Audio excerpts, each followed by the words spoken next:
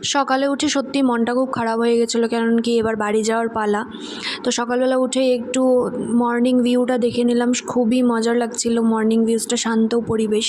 তারপর চলে গেলাম আমরা ট্রেকিংয়ের জন্য। পাশেই জঙ্গল ছিল, কারণ কি এটা ফরেস্ট রিজার্ভ ছিল। তো এই জঙ্গলের মধ্যে অল্প ট্রেকিং করলাম আমরা। সত্যি বলতে আমার তো খুব ভয় করছিল যদি হাতি এসে পড়ে।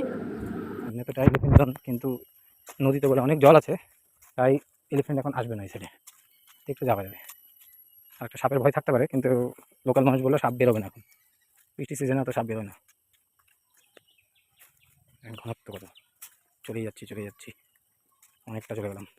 রিসর্টে ফিরে আসলাম। আর আমাদের যেটা রিসর্ট ছিল সেটা ছিল গ্রিন লাগুন রিসর্ট। এটা একটা ফরেস্ট রিজার্ভের ভিতরে, খুবই সুন্দর। তো এবার যাওয়ার পালা, আমরা রেডি হয়ে গেছি, আমাদেরকে এবার ব্যাক টু হোম করতে হবে। আর সত্যি মনটা খুব খারাপ লাগছিল, কি অনেক তাড়াতাড়ি সময়টা পার হয়ে গেল।